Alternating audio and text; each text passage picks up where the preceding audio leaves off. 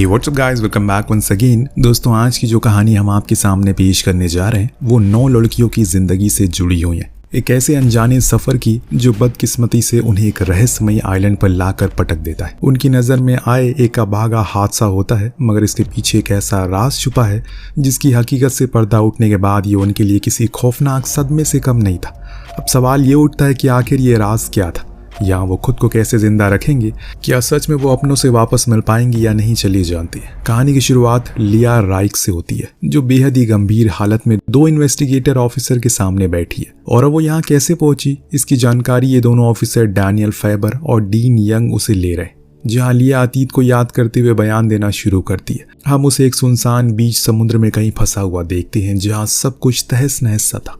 ढेर सारे बैग पड़े थे प्लास्टिक के और आसपास टूटे फूटे सामान नजर आ रहे थे। वो किसी तरह खुद को संभालती और बैग की मदद के लिए मोबाइल फोन को निकालती है, लेकिन दुर्भाग्य से फोन पानी में डूबकर खराब हो चुका है। असल में इन सब की शुरुआत उस रोज से होती है जब लिया अपने बॉयफ्रेंड जेफरी के साथ रिश्ता टूट जाने की वजह से काफी दिनों से उदास थी, जिसके चलते उसके माता पिता ने उसके लिए ट्रिप प्लान किया था ताकि वो थोड़ा बहुत घूमकर दिल में चल रही खलबली को शांत कर सके और जेफरी को जल्द से जल्द भुला सके।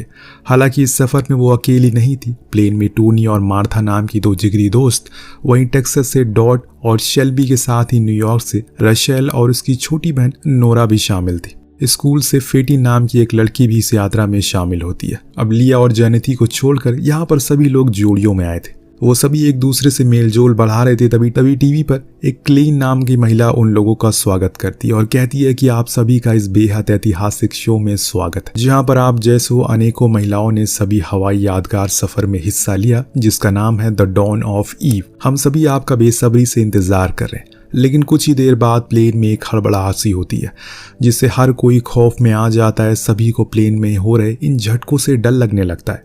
कोई भगवान को याद करने लगता है तो कोई अपने आप को बचाने के लिए सुरक्षित जगह ढूंढने लगता है। किसी की आंखों से आंसू थे तो कोई मौत की चिंता से घुटा जा रहा था।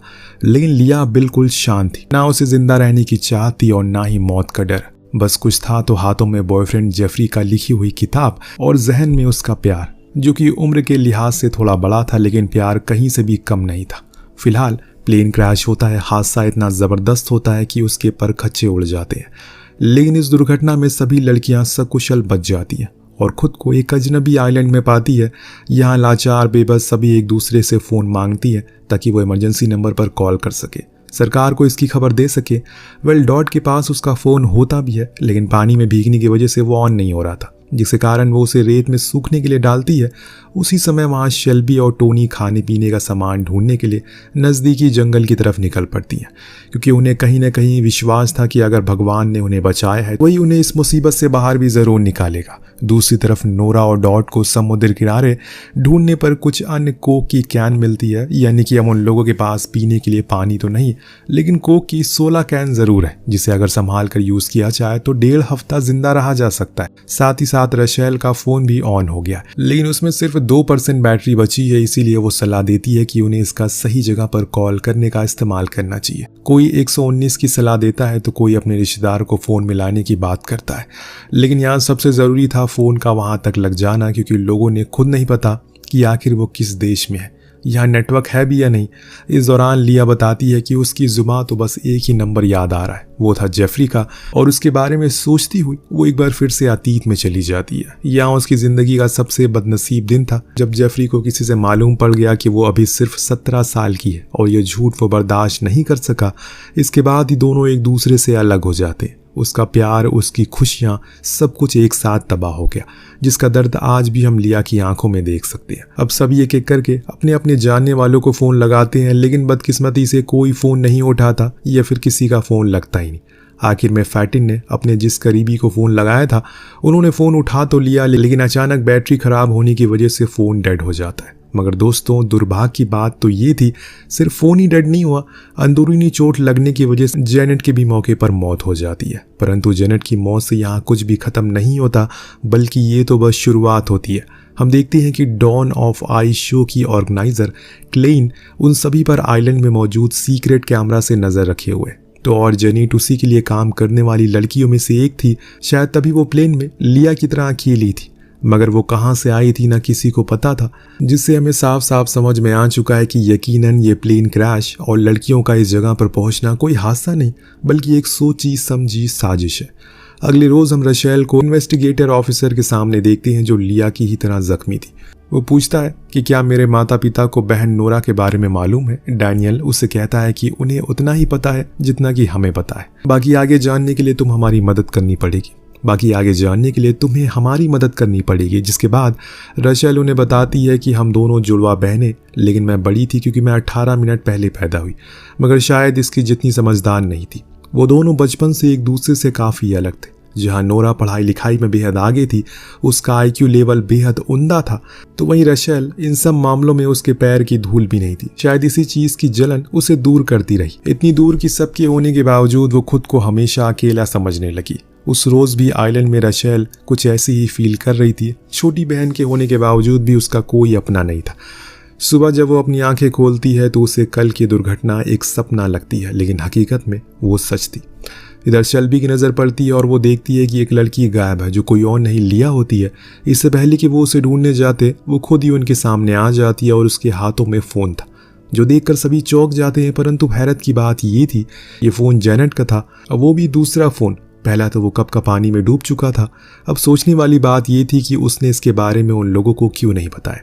इन लोगों को तो नहीं पता, लेकिन आपको पता चल चुका होगा कि उसने इनके बारे में क्यों नहीं बताया। अब दोस्तों, ये कोई आम फ़ोन में नहीं होता, सैटेलाइट फ़ोन था जो उसे क्लेन ने दिया था। इस बात से वो सभी अनजान थे। वहीं दूसरी तरफ हम क्लेन को देखते हैं, जिसे जेनेट की मौत के बाद अपना शो डूबता हुआ नजर आ रहा है, और इसे बचाने के लिए वो सब कुछ करने को तैयार था। क्लेन अपने एक साथी ऑड्री को लड़कियों तक एक बैग पहुंचाने का हुक्म देती है, लेकिन उसमें क्या था इसका पता क्लेन के सिवा किसी को नहीं था। इधर रशेल अपनी कहानी बयां करते हुए कहती है कि उसे लगता है कि उसके पास कुछ भी गॉड गिफ्टेड नहीं है, लेकिन वो ये सब कुछ अपनी मेहनत से कमाना चाहती है, और इसीलिए नेशनल स्विमिंग कंपटीशन में हिस्सा लेने के लिए वो जी तोड़ मेहनत करती है। अपनी प्रैक्टिस के दिन रात एक कर देती है, लेकिन अंत में उसका ये सपना ही रह जाता है, क्योंकि कोच के मुताबिक एक डाइवर को जिस तरह की शारीरिक बनावट की आवश्यकता होती है, वो बिल्कुल भी उससे उलट थी, और ऐसे में नेशनल खेलना उसके लिए नामुमकिन था।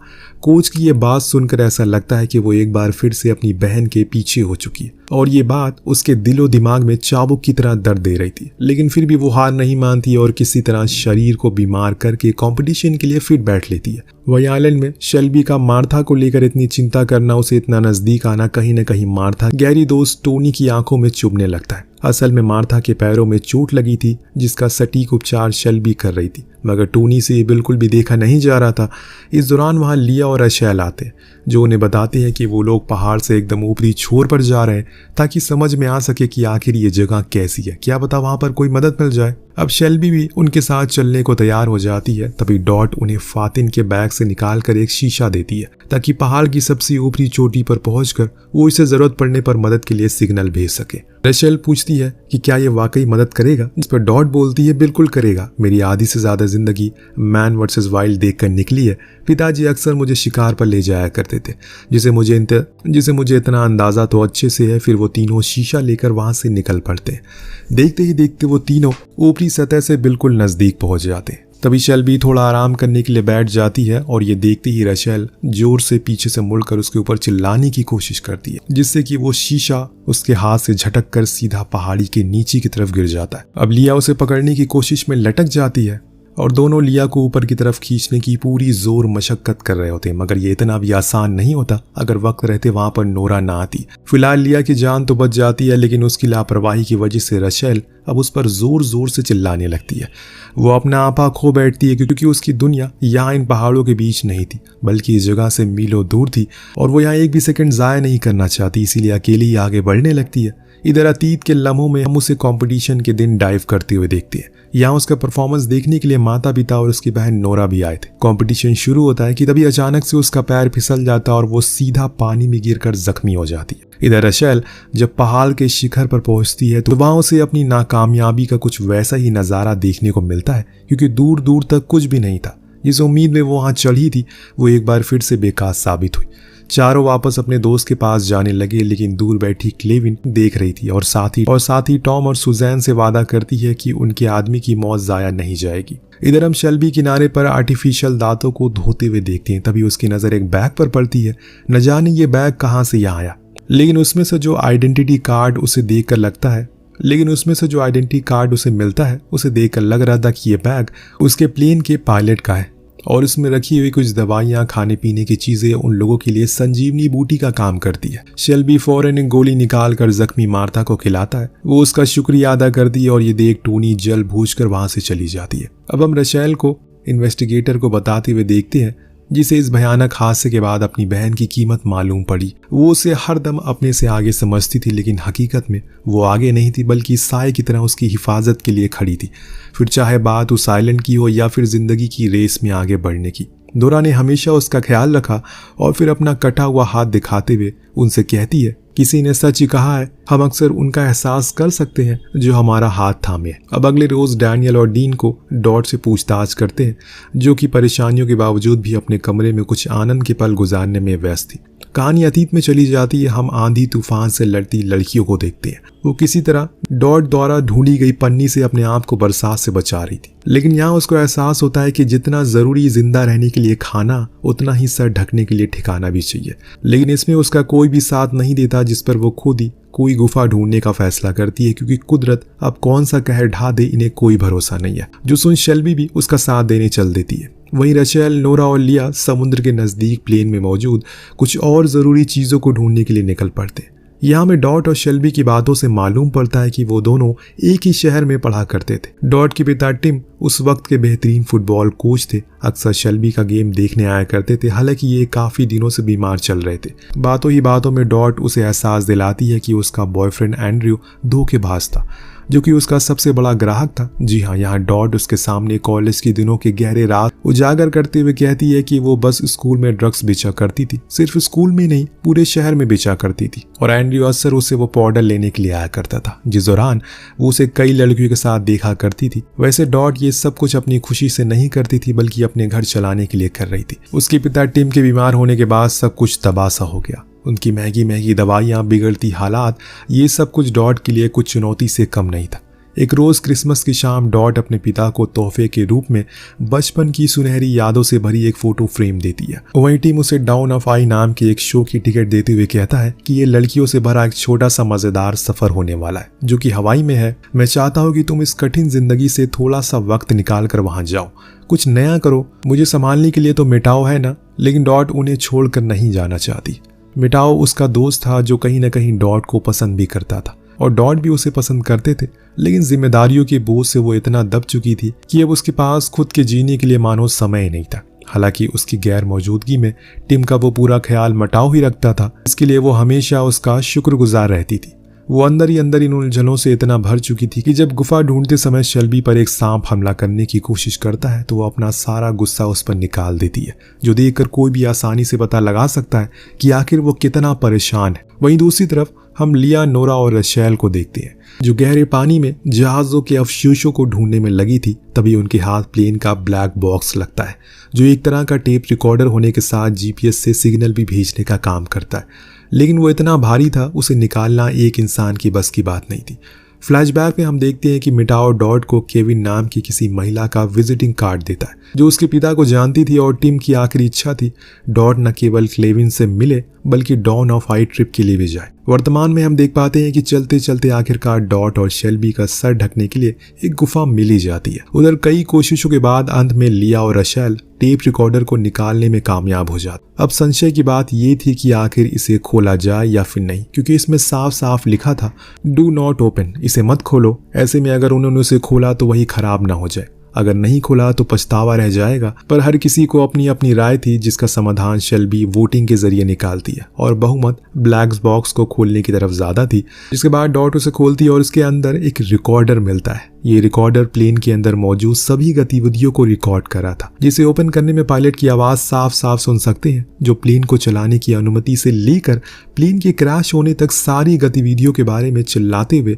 हेडक्वार्टर से दरख्वास्त करता है कि उसके प्लेन का कंट्रोल सिस्टम खराब हो चुका है, सारी लड़कियां बेहोश हो गई हैं। मजबूरी में उसे पानी में जहाज को उतारना पड़ रहा है और फिर एक जोरदार टक्कर की आवाज सुनाई देती है, जो सुन वो वहीं से खौफ में आ जाती है। उन्हें एहसास होता है कि वो मौत से कितना करीब थी, लेकिन पायलट की समझदारी की वजह से उन सभी की जान बच गई। कहानी एक बार फिर से अतीत में जाती है, जहां हम टिम को देखते हैं। वो नम आंखों से अपनी बेटी से कहता है कि आज उसकी जिंदगी का आखिरी दिन है। अब उसे ना रोके, वो इस तरह अपनी बेटी की जिंदगी पर बोझ बनकर नहीं रहना चाहता।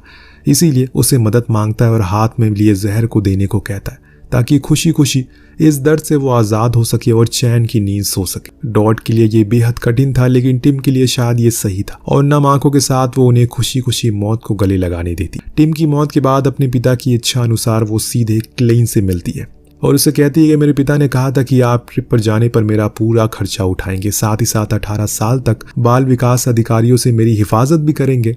आखिर ये सब कुछ आप फ्री में तो करेंगे ना, क्योंकि हर चीज़ की कीमत होती है। तो यहाँ आपको मुझसे क्या चाहिए, मैं आपके लिए क्या कर सकती हूँ। ज़रा सोच कर देखिए कि आखिर क्लेन को उससे क्या चाहिए होगा। इसका मतलब था डॉट इस सफ़र में आने से पहले क्लेन को जानती थी। कहीं डॉट भी जेनेट की तरह क्लेन के इस खेल का मोहरा तो नहीं है, जिसकी असलियत से अभी सभी लड़कियां वाकिफ नहीं है, और यहाँ वो अपने दम पर क्या कुछ करने वाली है, सच्चाई क्या थी, ये देखना वाकई काफ़ी दिलचस्प होगा। वेल, देखते ही देखते 7 दिन बीत जाता है। अब हम उस हादसे से बची टोनी को देखते हैं, जो अपने सामने रखे हुए मनपसंद स्नैक टैकीज को निकालकर बेहद ही चाव से खा रही थी। तभी उसे मिलने के लिए इन्वेस्टिगेटर डीन और डैनियल आते हैं, जो ब्लैक बॉक्स की फ़ोटो दिखाते हुए कहते हैं कि क्या तुम इसे पहचानती हो। टोनी हल्की सी मुस्कुराती है और कहती है कि ये सभी के लिए कोई घटिया मजाक से कम नहीं है। जिस प्रकार से हमें ऐसे लगा कि अब हम बच जाएंगे, परंतु ये किसी काम का नहीं था। इस दौरान कहानी एक बार फिर से अतीत में जाती है, जहां चिप्स का एक पैकेट लगता है, लेकिन दिलचस्प बात यह थी कि उनमें से किसी को नहीं पता कि आखिर ये किसका है। डॉट का कहना था कि उसने इसे एयरपोर्ट जाने से पहले खरीदा था, तो वहीं टोनी इस पर अपना हक जमाने लगती है, जिसके चलते हम दोनों के बीच में आपस में झगड़ा होने लगता है। इसे सुलझाने के लिए शेल्बी उन्हें कमाल का आइडिया देते हुए कहती है कि हमें नहीं पता ये चिप्स का पैकेट किसका है, इसीलिए क्यों ना इसे खेल के इनाम के तौर पर जीता जाए। यानी कि चलो हम सभी 2 गुटों में बढ़ जाते हैं, जो सबसे पहले अपने लिए एक टिकाऊ आसरा बनाएगा, चिप्स उसी की टीम का होगा, और इस मुकाबले को हम शेल्टर बिल्डिंग कॉन्ट्रैक्ट कहेंगे। डैनियल और डीन उसकी ये कहानी सुनते हुए कहता है कि आखिर एक चिप्स के पैकेट के लिए ये सब करने की क्या जरूरत थी। तो इस पर टोनी हमसे कहती है कि जिस जगह से ताल्लुक वो रखती है, वहां पर अपनी चीज के लिए लड़ना आम बात है, और मेरे लिए ये मुकाबला जिंदगी का पहला ऐसा मुकाबला नहीं था। जिसके बाद हम टोनी के कॉलेज के दिनों को देखते हैं, जहां वो अपनी स्कूल की बेस्ट बास्केट प्लेयर थी, और यहीं पर इसका दिल रेगन नाम की लड़की पर आता है, जो बाद में उसकी गर्लफ्रेंड भी बन जाती है। वहीं दूसरी तरफ आइलैंड पर अब सभी 2 लड़कियों में गुट बन चुका है, जिसमें से एक की कप्तान टोनी और दूसरे की डॉट थी।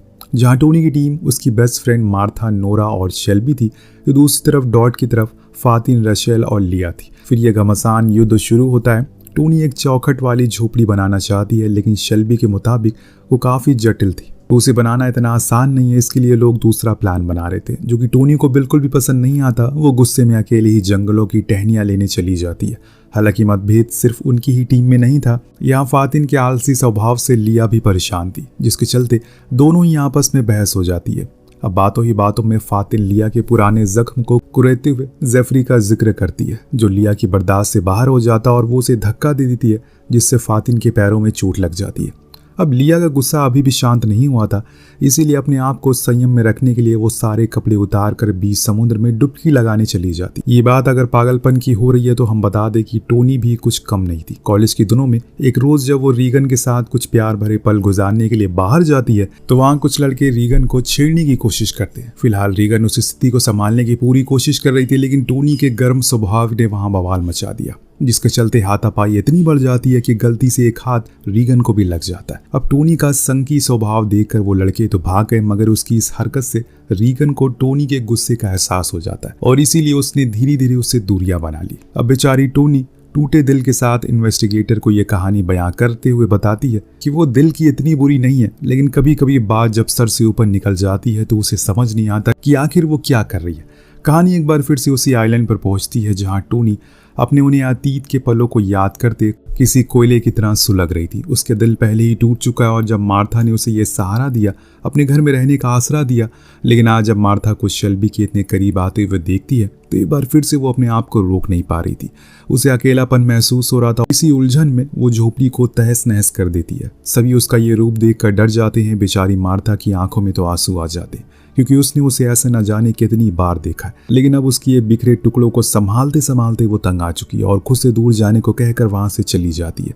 शाम होती है, हम देखते हैं कि डॉट जो कि पहले से मुकाबला जीत चुकी है और जब उसकी शेल्टर में बैठकर टैकिस शिप को मिल बांट कर वो सब खा रहे थे। फातिन जो कि अपने हिस्से की कोल्ड ड्रिंक पहले ही पी चुकी है, वो उन लोगों से एक घूंट पीने को मांगती है, मगर लिया उसे समझाती है कि अगर वो इस तरह अपने हिस्से का राशन खत्म करती जाएगी आखिर कैसे काम चलेगा। उसे इतनी प्यास भी लगी क्यों है, उसने तो कोई मेहनत का काम भी नहीं किया। जिस पर फातिन कहती है कि जरूरी नहीं कि हर इंसान काम करने के लिए बनाओ, कुछ लोग सिर्फ दान करने के लिए भी होते हैं। देखो ना, मेरे दिए हुए सामान से तुम लोगों ने इस झोपड़ी की छत को तैयार किया। बस फिर क्या था, बात बहस में बदल जाती है और लिया कोल्ड ड्रिंक देने के लिए वोटिंग की मांग करती है और ये सुनकर फातिन गुस्से में वहां से चली जाती है। इस दौरान हम क्लेन को देखते हैं जो लिया के माता पिता को गुमराह करते हुए बताती है कि उनकी बेटी यहाँ पूरी तरह सुरक्षित है और अपने गम से बाहर आकर उसे यहाँ कुछ दोस्त भी बना लिए। जल्दी ही वो समर कैंप के बाद पहले से बेहतर हो जाएगी।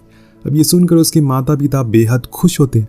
वहीं आइलैंड पर थोड़ी देर बाद फातिन वापस शेल्टर होम की तरफ आती है। सबको सोता हुआ देखकर वो चुपके से किसी के हिस्से की 2 कोल्ड ड्रिंक निकाल कर दबे पांव वहां से निकल जाती है। इस दौरान हम दूसरी तरफ समुद्र की तरफ जोर से भागते हुए टोनी को देखते हैं जो मार्था की उन बातों को सोचकर रोते हुए कहीं जा रही थी। इसका किसी को अंदाजा नहीं है कि वो कहाँ जा रही। अब यहाँ से कहानी अपने अगले भाग पर पहुंचती है जहाँ सुबह होते होते सभी लड़कियों को मालूम पड़ चुका है कि कोल्ड ड्रिंक की 2 कैन गायब है और ये जरूर फातिन का ही काम है, परंतु अब वो कहाँ ये सोचने का एक बड़ा विषय था। इसी बीच डॉट को मालूम पड़ता है कि उसने अपना लाइटर कहीं खो दिया, यानी कि अब उसके लिए आग को जलाना बेहद मुश्किल होगा। इसीलिए अब उन्हें किसी भी तरह जलती हुई आग को बरकरार रखना होगा, वरना बिना आग के वो ना तो खाना बना पाएंगे ना ही पानी गर्म कर पाएंगे। पर इससे पहले कि बात ज्यादा बिगड़ती, टोनी वहां भागती हुई आती है जिसके हाथ में खून से लथपथ कपड़ा होता है। हैरानी की बात यह थी कि यह कपड़ा किसी और का नहीं बल्कि फातिन का था और उसके साथ क्या हुआ किसी को नहीं पता। दूसरी तरफ क्लेन भी अपने साथ काम कर रहे लोगों पर गुस्सा करती है क्योंकि जिस दक्षिण छोर पर फातिन को जाते हुए देखा गया था वहां का कैमरा खराब हो गया और अभी तक किसी ने इस पर ध्यान नहीं दिया। इस पर वो एलेक्स नाम के एक लड़के को फटकार भी लगाती है, मगर यहाँ उसकी कोई गलती नहीं थी। ये सब तो खराब मौसम के कारण हुआ था। एलेक्स तो खुद चिंतित थी कि आखिर शो की एक पार्टिसिपेंट फातिन कहाँ पर है। वेल, कहानी यहाँ से अतीत में फिर से चली जाती है। हम हाथों में वॉयलिन लिए एक 17 साल की फातिन को देखते हैं जो अपनी माँ राना से इसलिए नाराज थी क्योंकि उन्होंने उसे घूमने फिरने पर रोक लगा दिया था। हालांकि पिता समद की सलाह पर माँ उसे शनिवार के दिन रात 11 बजे तक बाहर घूमने टहलने की छूट दे देती है। अब दोस्तों, फातिन एक बेहतरीन वॉयलिन बजाती है। उसका भविष्य को लेकर उसकी माँ बेहद स्ट्रिक्ट थी। बात करें वर्तमान की तो सभी लड़कियों उस जगह पर पहुंचती हैं जहां टोनी को फातिन का खून से सना हुआ कपड़ा मिला था। किसी को लग रहा है कि उसे किसी जानवर ने अपना शिकार बना लिया, तो कुछ इसे शैतानी चाल कहते हैं ताकि वो उन लोगों को परेशान कर सके, परंतु हकीकत क्या है ये जानना उन लोगों के लिए सबसे जरूरी था। इसीलिए नोरा को आग को बरकरार रखने के लिए वापस भेज दिया जाता है। वहीं बाकी लोग फातिन को ढूंढने के लिए निकल पड़ते हैं। जाते जाते लिया कहती है, देखना उसे मिलते ही हमें एक से एक बढ़कर बहाने सुनाएगी और रोना धोना लगाएगी। जिस पर डॉट उसकी बातों को नकारते हुए कहती है, तुम शायद गलत हो, मुझे वो कोई बिगड़ी राजकुमारी नहीं बल्कि कोई रहस्यमयी शख्सियत लगती है। मैं ऐसा इसलिए कह रही क्योंकि क्या तुमने कभी उसके रूखे और कठोर हाथों में देखा है जो साफ बयां कर कि वो आने से पहले किसी कमाल की चीज में उस्ताद थी। वेल, डॉट के इतना कहते ही कहानी फिर से अतीत में जाती है जहां फातिन को पूरी शिद्दत से एक स्टूडियो में वॉयलिन बजाते हुए देखते हैं। ये समझिए कि वो अपनी जिंदगी की मौज मस्ती में इतनी बिजी थी कि शनिवार को कब 1.5 घंटा लेट हो जाती उसे पता ही नहीं चलता। पिता समद उसे अपनी प्रैक्टिस पर ध्यान देने के लिए कहते हैं क्योंकि माँ राना सिर्फ उसे अपनी तरह कामयाब देखना चाहती है। वो जिस तरह से एक बड़ी प्रॉपर्टी डीलर थी ठीक उसी तरह से अपनी बेटी को हुनर को पहचान कर उसे रॉकस्टार बनाना चाहती थी और यही वजह है कि वो उसके प्रति इतनी सख्त। हालांकि पिता समद उसकी हर गलती को माँ से छुपाने की कोशिश करते हैं परंतु कभी कभी उससे बातें छुपा नहीं पाते। वहीं आइलैंड पर लड़कियों को अभी तक फातिन का कोई नामो निशान नहीं मिला था। ढूंढने का दायरा बेहद बड़ा था, इसीलिए रशेल और डॉट दूसरी तरफ जाने का फैसला करते हैं ताकि जल्द से जल्द वो पूरे जंगल को खंगार मारे। साथ ही साथ इस दौरान हमें लिया का बढ़ता हुआ गुस्सा भी दिखाई देता है जिसे कहीं ना कहीं अब सब लोग सच में पागलपन ही समझ बैठते हैं और उन पर नजर रख रही क्लेन भी उन लोगों से इस बर्ताव और फातिन की गुमशुदगी से परेशान थी। इस बीच रशेल एक दलदल में फंस जाती है जिसकी चीख पुकार सुनकर सभी वहां पर इकट्ठा होते हैं और किसी भी तरह उसे बचा लेते हैं। अब कुछ ही घंटों में शाम होने वाली है और ये उसका मानना था कि ये खोज आज यहीं पर रोक देनी चाहिए, लेकिन लिया फातिन के बिना वापस नहीं जाना चाहती और फिर वो लोग आगे बढ़ते हैं। कहानी दोबारा से पास में जाती है जहां एक रोज फातिन की नज़र सामने पड़े पिता के टैबलेट पर जाती है जिस पर कुछ लड़कियों के मैसेज आ रहे थे और वो उन्हें अपनी निजी फोटोज भेज रहे थे। पिता का ये राज जानकर फातिन को बेहद बुरा लगता है। आखिर में उसकी माँ को वो धोखा दे रहे थे, इसीलिए बदला लेने के लिए वो उनकी इन्हीं निजी फोटोज को फोन के कांटेक्ट में मौजूद सभी लोगों को चुपके से भेज देती है। और जब ये बात घर पर उसकी माँ को मालूम पड़ती है तो उनका दिल टूट जाता है। वो उन्हें संभालती है, परंतु कुछ दिनों बाद इस बात से पर्दा उठ जाता है कि आखिर उसके पिता की फोटोज किसने शेयर की, जिस पर उसकी माँ की पूरे शहर में किरकिरी हो जाती है। यहाँ तक कि उनकी 3 बड़ी डील भी टूट जाती है और पिता समद भी अपना गिरवान में ना झांक कर सारा दोष फातिन पर ठहरा देते हैं। बेचारी फातिन को कुछ समझ नहीं आता आखिर वो कहां से गलत थी। उल्टा अपनी माँ को पिता के साइड देखकर वो और उदास हो जाती है। अब उन दोनों ने फातिन को परिवार के लिए खतरा समझ लिया था, इसीलिए अब उसे डाउन ऑफ आई नाम के स्ट्रीट कैंप में भेजने का फैसला करते हैं, जहाँ वो अभी मौजूद है। और फिर वहां से निकल जाने के बाद एक कट्टरपंथी बोर्डिंग स्कूल में एडमिशन की भी बात रखते हैं, ताकि वो अनुशासन में रहकर आज़ादी से जिंदगी की जरूरी चीज़ों को सीख सके। इसीलिए यहाँ से जाने से पहले उसने नीलामी में खरीदी गई बेशकीमती घड़ियों को चुरा लिया और अपने बैग में रख लिया। वहीं आइलैंड में आखिरकार सभी को फातिन मिल ही जाती, जिसे सही सलामत देखकर उन लोगों का खुशी का ठिकाना नहीं होता। यहाँ उसके हाथ में नेल पेंट को देखकर सब आश्चर्यचकित रह जाते हैं और कहते हैं कि हम लोग यहाँ तुम्हें ढूंढते ढूंढते परेशान थे और तुम मेडी पेडिक्योर में लगी हुई हो। फातिन कहती नहीं, मैंने इसका इस्तेमाल किसी और काम के लिए किया है। फिर वो उन्हें अपने साथ एक खास जगह पर लेकर जाती है, जिन रास्तों से जाते हुए वो नज़दीक मौजूद पेड़ पर निशान के तौर पर नेल पेंट पे लगा रही थी। अंत में वो सभी एक झरने के पास पहुंचते हैं, जो कि साफ पानी का स्रोत था और ये लड़कियों के लिए किसी संजीवनी बूटी से कम नहीं था। वो सभी जश्न मनाने लगती हैं और फातिन की काबिलियत पर नाज करते हुए उसका नाम की जय जयकार करती हैं, क्योंकि आखिर उसने सबको गलत जो साबित कर दिया था। फिलहाल सभी लड़कियां अब क्लेन को कैमरे में दिखने लगी थी, जिसके बाद कहीं जाकर उसके दिल को ठंडक पहुंचती है। जिस लापरवाही की वजह से जेनेट की मौत हुई, वो एलेक्स को एक ऐसी हरकत दोबारा ना करने की सलाह देती है। वहीं सभी लड़कियां खुशी खुशी शेल्टर के पास पहुंचती हैं। यहाँ फातिन लिया से अपनी गलती की माफी मांगती है। लिया भी उसके द्वारा की गई हरकत से शर्मिंदा थी। दोनों एक बार फिर से दोस्त बन गए थे। लिया को महसूस होता है कि आखिर जिस जेफरी को लेकर वो इतना गम झेल रही है, वो उसका कभी था ही नहीं। इसीलिए इस प्यार की कहानी से छुटकारा पाने के लिए धीमी पड़ी आग में उसने जेफरी की आखिरी निशानी को भी जलाकर राख कर दिया। कुछ समय के बाद रात हो जाती और सभी लड़कियां फैसला करती हैं, इससे पहले जेनेट की बॉडी को कोई जंगली जानवर अपना शिकार बना ले, क्यों ना उसे अपने शेल्टर से थोड़ा दूर दफनाया जाए, क्योंकि इस सड़ी हुई लाश जानवर को बुलाने में काम आ सकती है और ये चीज उन्हें खतरे में डाल सकती है। और ऐसे में जब वो जेनेट की बॉडी को निकालने के लिए जिस जगह पर पहुंचते हैं तो देखते हैं कि लाश वहां थी ही नहीं। कुछ घंटे गहरी खुदाई के बाद उनके हाथ कुछ नहीं लगता और ये बात हम वर्तमान में इन्वेस्टिगेटर को फातिन द्वारा बताए हुए देखते हैं, यानी कि वो अभी जिंदा है दोस्तों। लेकिन जो बात गले से नहीं उतर रही है कि फातिन बची कैसे और जेनेट की लाश गई तो आखिर गई कहाँ, जो कि एक रहस्य बन चुका है। सभी इस चीज को लेकर परेशान थे, जिसकी असलियत से लड़कियां अनजान थी। अब यहाँ आगे क्या कुछ होने वाला है ये देखना वाकई काफी दिलचस्प होगा, जिससे पर्दा द वाइल्ड सीरीज के हमारे अगले पार्ट में उठेगा। तब तक के लिए अलविदा। अगर आपको हमारी ये वीडियो पसंद आई है तो लाइक जरूर करिएगा, कमेंट भी करना मत भूलिएगा। मिलते हैं अगले वीडियो में। Peace out.